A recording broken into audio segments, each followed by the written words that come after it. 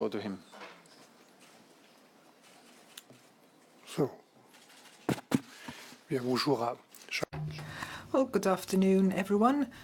Thank you for being so patient and for being here. I'd like to begin by thanking Gernot and the Austrian presidency. I'd like to wish them all the best, but I'd also like to thank them for having given us the opportunity at the beginning of their presidency to have a General Affairs Council meeting. It was a long meeting, a very intense meeting, but a very useful one for both my team and myself. Everyone had the opportunity to share their analysis, their ideas, to put questions. I often say, ladies and gentlemen, that the unity of the 27 that Gernot just referred to, unity that was confirmed today, isn't a God-given.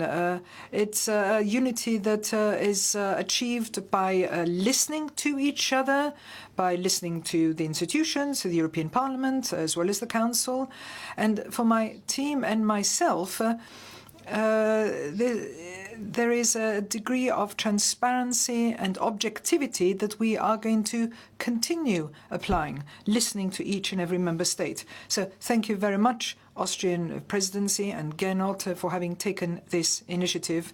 And as I said, I'd like to wish you all the best for the Austrian presidency, because you're taking over the presidency at a key moment, because it is during the Austrian presidency that we will have to reach an agreement on this negotiations with the UK, agreement on the withdrawal agreement, as well as the political declaration. There are 13 weeks left.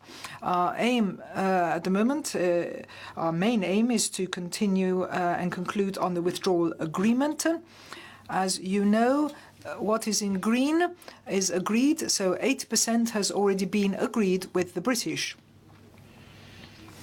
And then in parallel to this, we also once we finalise this agreement, need to work with the UK to come up with a joint political declaration on the future relationship.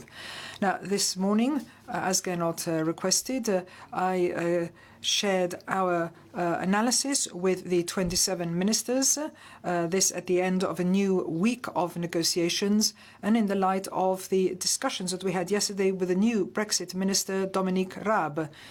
I had a very useful and very cordial meeting with him yesterday. And as you know, a few days ago we received the UK's white paper on the future relationship. As you know, this white paper is the result of a very intense internal debate in the United Kingdom, a debate that was necessary. And I think we've all seen that this debate in the UK is not over yet. As I said to the ministers, there are several elements in this white paper that does open the way to a constructive discussion leading to the political declaration on our future relationship. Let me quote a few of the positive elements. The proposal for a free trade agreement, which will be at the very heart of our future economic relations. Now, basically, we have a key proposal there, that this was part of the Council guidelines, namely that we need an ambitious free trade agreement. The second element, commitments to a level playing field, especially as regards state aid and the rules on employment and environment.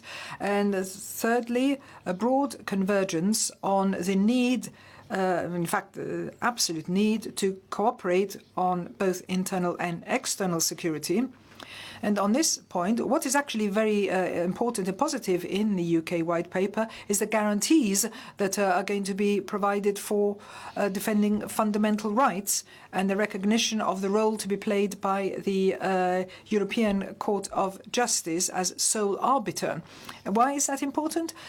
Because this breakthrough with the support of the UK and the European Court of Human Rights means that the exchange of data will be made easier between the UK and us, whilst protecting the fundamental rights of citizens. So this opens up the possibility of us extending our offer on internal security cooperation in particular. As to the future economic partnership, the White Paper has raised three series of issues which I put forward, and we have questions that we have put to the UK, and we await answers. Firstly, the white paper proposals. We need to see if they are compatible with the principles set out by the 27 heads of government and state at the European Council meeting in March. In fact, even before March, when the negotiations began in June 2016. These are principles that were reiterated by the foreign ministers today. Integrity of the single market and the customs union, the indivisibility of the four freedoms, and the respect of the autonomy of the EU decision-making of the 27 member states. These are three key elements that were in the mandate of the European Council, in my mandate, and I will be scrupulously respecting them right through to the end. Of course, our main aim is to protect the EU's single market, to protect what we are at this moment in time. Let me give you one example. The UK says that they are willing to align itself on the EU standards for goods, but only for goods that are checked at the border. The UK consequently would not align itself to our agro-food rules as regards GMOs or pesticides, because the respect of these rules is not checked at the border. And this was in fact confirmed to us this week in the negotiations. So how can we protect consumers in Europe? We have a duty of care to protect consumers in the single market. And on which basis could we accept a free circulation of goods? So that is a question that we have put to the UK. A second question. Are these white paper proposals workable? Are they applicable without any additional complexity or additional bureaucracy? For example, the regulatory alignment on goods, and furthermore on what the facilitated customs arrangements as proposed by the UK. As you will have seen, these proposals would mean two tariffs would be applied, either the UK tariff or the Union tariff, or goods that are going to go to the UK market, or whether they are to go to the European market, respectively. So this creates practical problems. For example, how can the customs services verify the final destination of the goods so as to choose the correct tariff, so as to ensure that they apply the correct tariff? Is there not a major risk of fraud? What would be the financial and administrative extra costs be for businesses given this new dual system? Now, Brexit cannot and will not justify additional bureaucracy. What would the impact be if the UK has tariffs lower than the EU tariffs? What impact would it have on the finances of the member states? And such a complex system would also raise a much more fundamental question. How could the EU delegate the application of EU tariffs to a country that is no longer a member state, that is no longer subject to our rules of governance? And is it possible? Is it legally feasible? And then a third set of questions we put to the UK. Are the British proposals in the interests of the EU? As we said, our aim is to protect the interests of the EU in these negotiations. Well, by definition, the common rule book for goods would not only cover services, because the UK wants to be free to diverge on the rules for services. Now, as you know, in any product that we have, take this, your telephone, between 20 and 40% of the value of this good is linked to services. So how will we avoid unfair competition via the services? Because the UK would be free to diverge on the services. So how can we avoid unfair competition vis-à-vis EU companies? How could an autonomous British trade independence be feasible?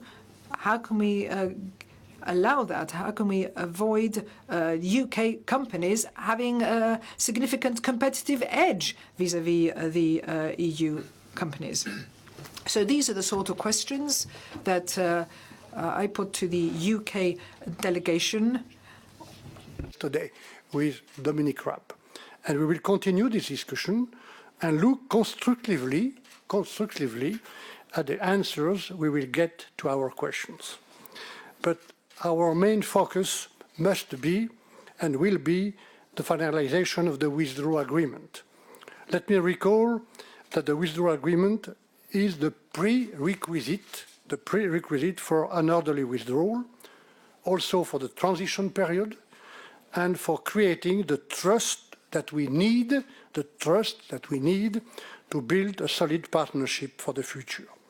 This requires, in particular, as you mentioned, Gernot, a legally operative backstop, an all-weather insurance policy to address the issues of Ireland and Northern Ireland, and all 27 member states insist on this. Why? Because we are committed to protecting Ireland and Northern Ireland against the consequences of Brexit and to preserve the Good Friday Agreement in all its dimensions. I said this on my last visit in Ireland and Northern Ireland a few weeks ago, where I engaged with stakeholders across both communities. Let me simply recall the commitment taken by Prime Minister Theresa May to have a backstop in her letter to President Tusk in March, and the respect of this commitment is essential. And I made clear yesterday to Dominic Raab that we are not asking for a border between Northern Ireland and the rest of the UK. What we need is checks on goods, because the UK wants to leave the single market, the customs union, and our common commercial policy. We cannot afford to lose time on this issue, and this is why we have invited the UK to work on the backstop next week. We are open to any solutions, as long as they are workable and can be transformed into a legally operative text in time for the withdrawal agreement. Ladies and gentlemen, even if we want to reach a deal, it is also our responsibility to be prepared for all scenarios, including a no deal. As the European Council said, we have to step up preparation at all levels for all scenarios. And the communication adopted yesterday by the Commission should be read in this context. We are encouraging national administrations and companies to use the time we have, which is short, very short, to accelerate this preparation. Finalement, mesdames et messieurs, nous devons... Finally, ladies and gentlemen, we need to find an agreement on all the outstanding issues in the withdrawal agreement. This, of course, includes the issue of Ireland and Northern Ireland. That's the most serious issue, but also the British military bases in Cyprus and, obviously, Gibraltar. Now, each of these issues is important, and we need to have an agreement on each and every one of these issues. Agreement on them is necessary prior to us adopting a withdrawal agreement. They are necessary. With the UK, we need to also draw up the joint political declaration on our future relationship, this by October. Now, at this stage in the negotiations, we don't have many weeks left, but it's not a matter of needing more time. It's a matter of choosing the right decisions and being absolutely clear, because after all, we are creating an international legal treaty, so we need legal certainty and legal clarity. So the earlier we can achieve this certainty and clarity, the earlier we can start discussions on our future partnership. We want this to be as ambitious as possible, not only on trade and on the economic front, but on other areas of common interest, and also so that we can have a strategic partnership. which would have an internal security aspect to it, as well as a foreign policy